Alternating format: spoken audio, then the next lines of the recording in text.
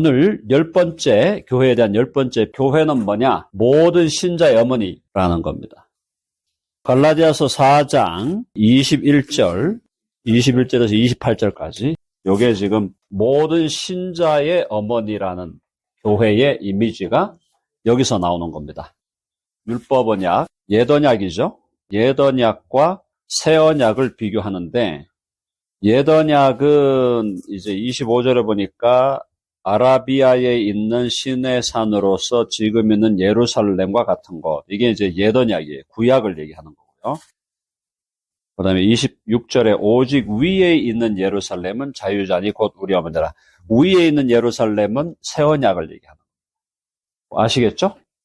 옛 언약은 종노릇하게 하는 언약이라면 새 언약은 자유롭게 하는 언약이죠.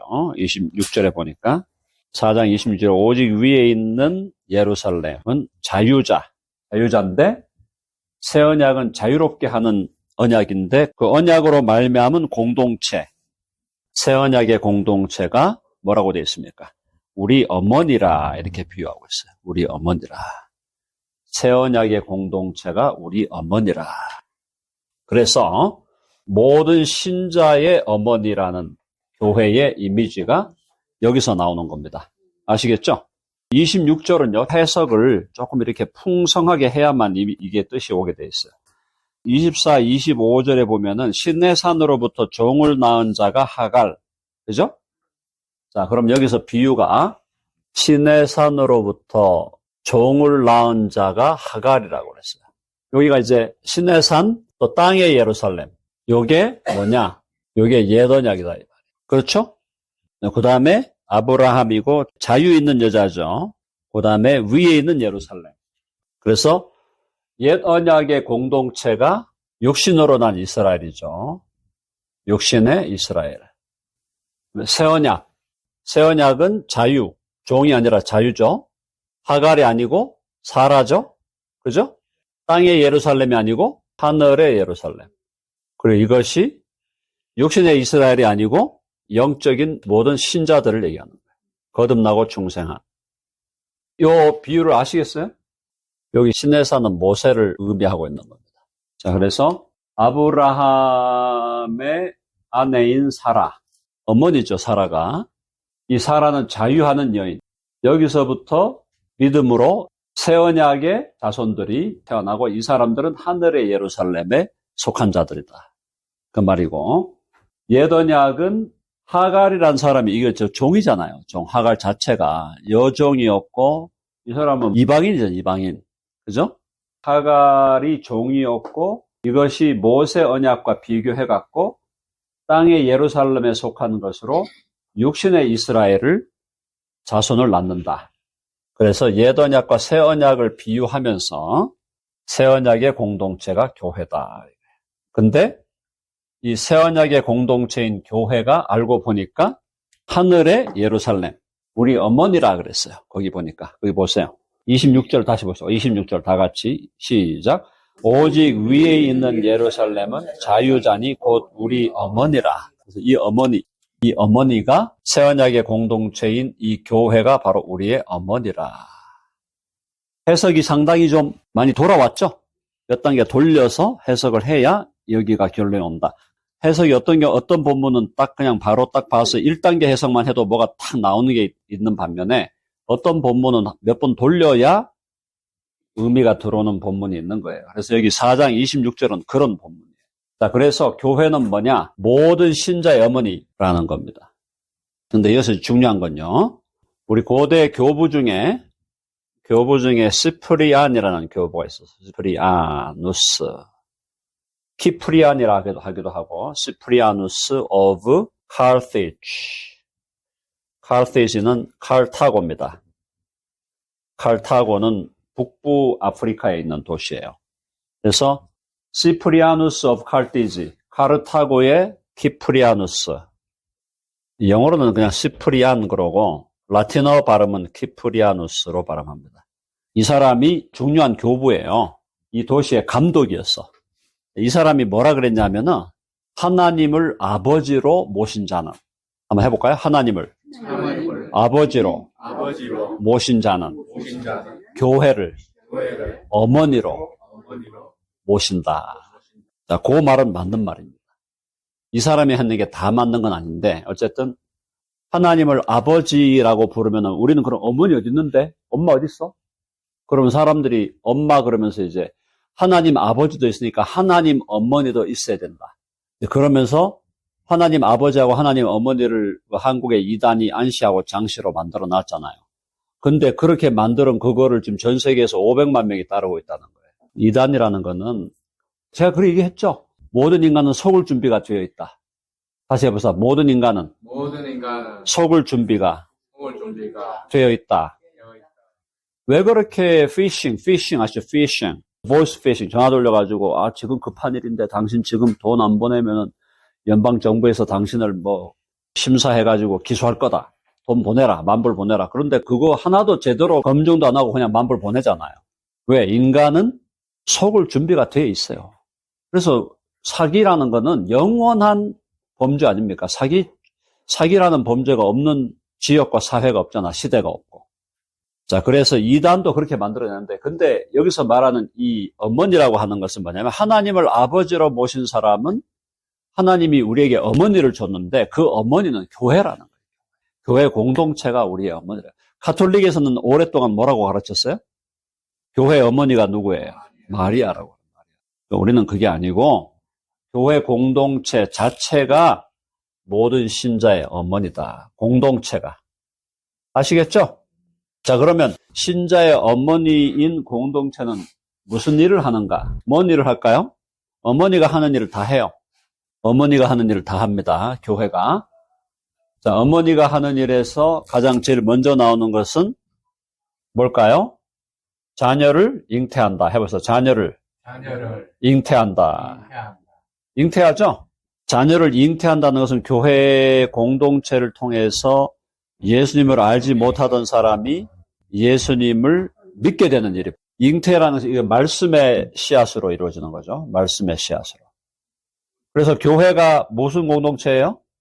해봅시다. 교회는 말씀의 공동체다. 자, 해봅시다. 말씀의 공동체. 말씀의 씨앗으로 잉태해야 돼. 두 번째, 어머니가 뱃속에 아기를 잉태해서 거의 10개월을 데리고 있습니다. 280일 정도를 데리고 있는데, 그 다음에 얘를 어떻게 하죠? 낳죠? 출생시킨다. 출산. 그래서 교회 안에 들어와 보면은 잉태했다는 건 뭐냐면 아직 얘가 안 태어난 거니까 지금 예수님을 믿고 태어나려고 준비하는 그런 인생들이 교회에 있는 거예요. 이해되시죠? 아직도 믿음의 단계로 완전히 온 건 아니야. 근데 말씀을 통해서 믿음이 이렇게 잉태되고 있는 거예요. 잉태. 그죠? 세포 분열을 하면서 얘가 이렇게 잉태하고 있는 거예요. 자, 그러다가 출산을 합니다. 이때 태어나는 거, 요게 뭐냐? 태어나는 게 뭐냐? 믿음으로 거듭나는 거예요. 거듭나고 중생하는 거예요. 생명이 잉태. 생명이 처음에 잉태되는 거는 말씀으로 거듭나지 못한 영혼이 말씀의 영향을 받는 거야. 말씀의 영향을 받는 거야. 그러면서 이게 시간이 지나면서 얘가 믿음으로 거듭나고 중생하게 되는. 그때 이게 교회가 그 영혼을 출산하는 거죠. 이걸 이제 우리가 다른 표현을 어떻게 하죠? 해봅시다. 재생산. 아시죠? 재생산. reproduction. 왜? 내가 생산되어 나왔으니까 나도 아기를 놓으면 재생산을 하는 거예요. 그래서 reproduction이 교회가 하는 일이에요. 이 재생산의 결과물이 뭡니까? 재생산이 눈에 보이는 결과물이 세례야, 세례. 맞죠? 제가 예수님 믿고 이제 세례 받겠습니다. 그건 뭐예요? 그가 거듭나고 중생에서 믿음의 사람이 되었다는 걸 공적으로 공포하는 건데 그게 바로 재생산하는 역할을 교회가 하는 것이다. 세 번째, 낳았는데 애를 갖다 버려. 애를 낳았는데 갖다 버려. 그게 어머니가 제대로 하는 역할입니까? 아니면 어머니가 자기 역할을 방기하는 겁니까? 참 무서운 일이죠. 아기를 낳았는데 아기를 안 죽인 거는 또 그나마 다행이다 치고 아기를 낳았는데 갖다 버려. 그러면 안 되는 거예요. 자, 그러면 아기가 태어났어. 그럼 엄마는 뭐 해야 돼요? 그렇죠. 젖을 먹여야 돼요. 엄마가 하는 일이 젖을 먹여야 돼요. 베드로전서 2장 2절. 베드로전서 2장 2절. 갓난아기들 같이 순전하고 신령한 젖을 사모하라. 순전하고 신령한, pure하고 spiritual한, 순전하고 신령한 젖을 사모하라. 이게 뭐예요? 젖이 이게 뭐예요? 말씀이에요, 말씀. 말씀의 젖을 먹인다. 사랑하는 여러분, 교회는 시작부터 끝까지 뭐가 돼야 돼, 결국은? 말씀이에요, 말씀. 말씀이 없으면 교회가 아니에요.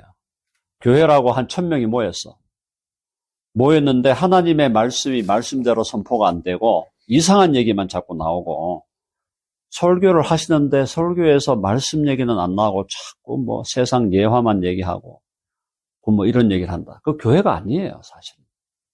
그런 얘기를 대놓고 하기가 어려운 것뿐이지, 만약에 저보고 그런 교회를 분석해서 평가하라 그러면 저는 뭐라 그랬어요? 교회가 아닙니다. 교회가 아니에요.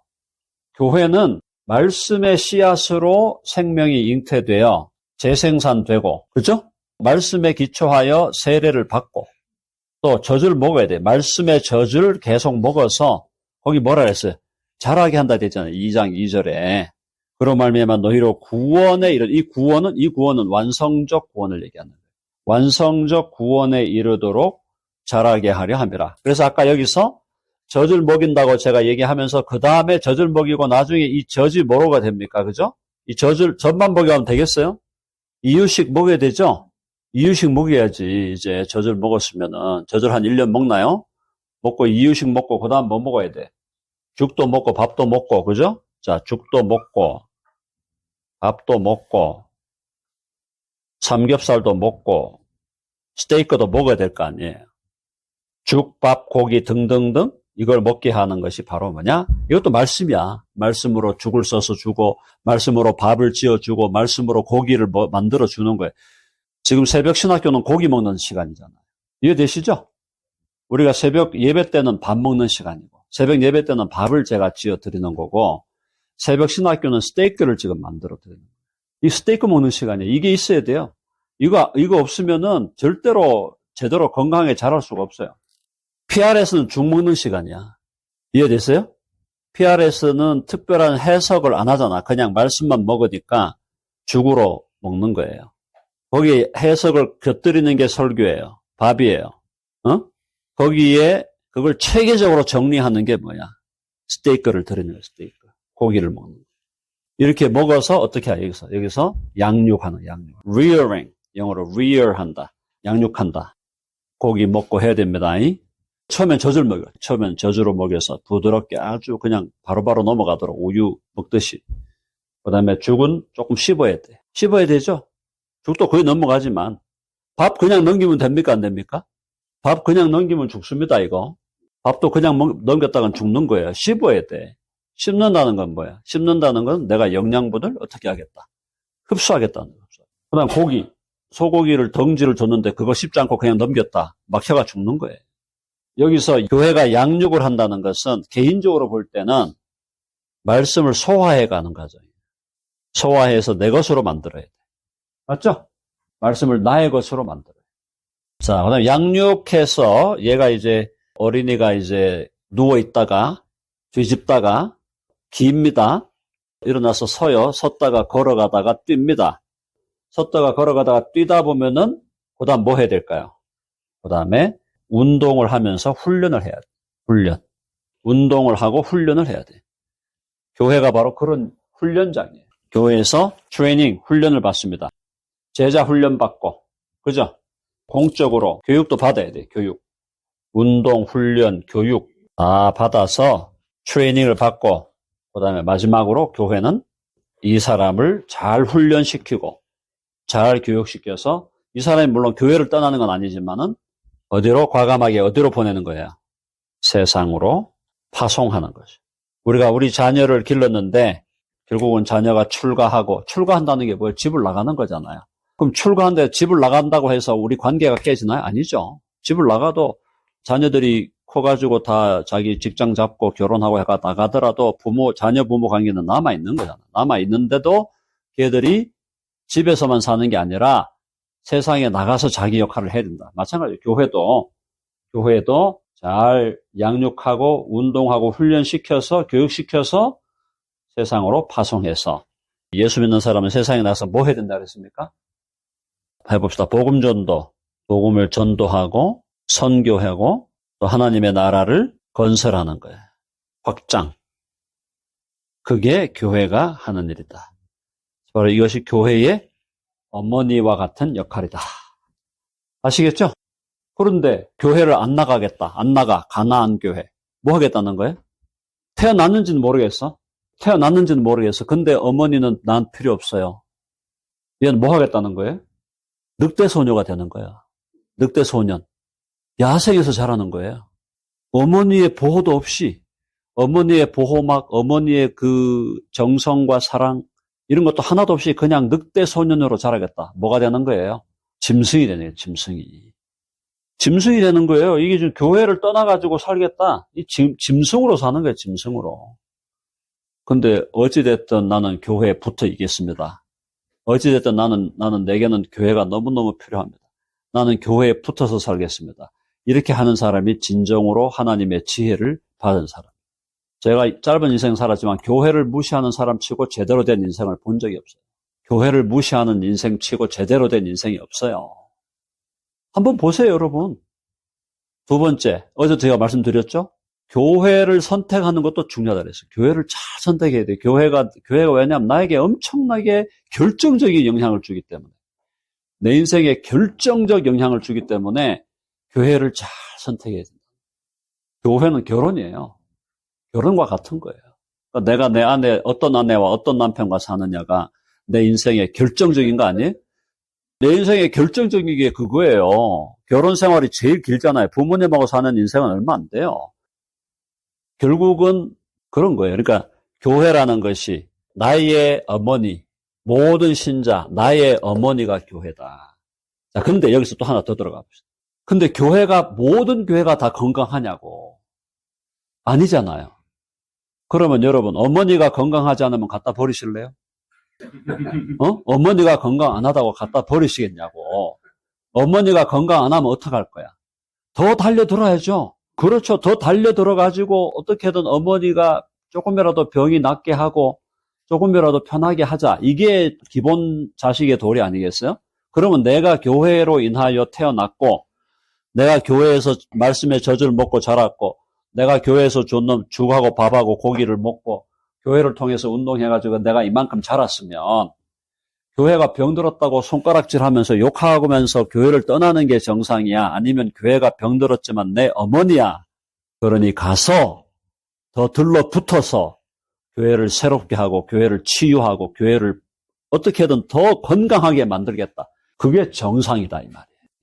우리가 교회를 생각할 때 저도 젊을 때 20대 때 교회에 막 이상한 모습 보면서 열이 받아가지고 저는 그때 뭐 대한민국 무슨 민주화 운동 이런 데는 관심 없었고 민주화 되기 전에 교회부터 새롭게 돼야 돼, 교회부터. 그래갖고 저는 교회 개혁에 대해서 굉장히 많은 관심을 가지고 했는데 젊을 때는 교회를 개혁해야 된다고 생각할 때 이제 교회가 일종의 나의 어떤 객관화된 대적이 됐다고 하면은 지금은 내가 교회에 속해 있는 사람이잖아요. 그러니까 교회 안에서 이걸 어떻게든 우리가 교회 안에서 어떻게든 이 교회를 개혁하고 교회를 갱신해서 좀 더 건강하게 만들어야 된다.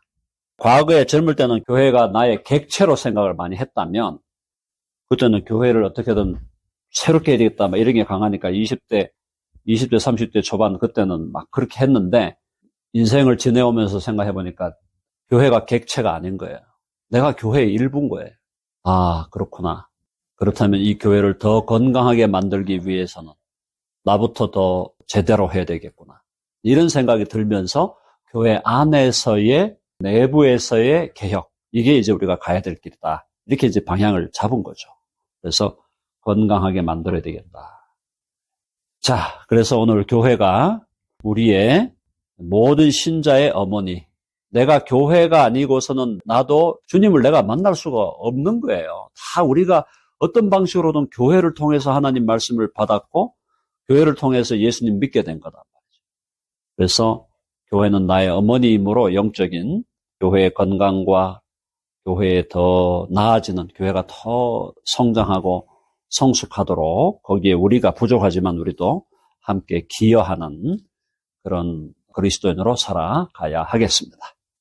암 걸린 어머니를 갖다 버리는 게 아니라 암이 걸렸기에 더 어떻게든 병 구안을 하고 그래서 건강하게 만들어가려는 노력이 우리에게 필요하다. 네, 오늘 10번째, 교회에 대한 10번째 비유를 여러분들에게 설명을 해드렸습니다. 자, 오늘 여기까지 일단 강의는 마무리하고요.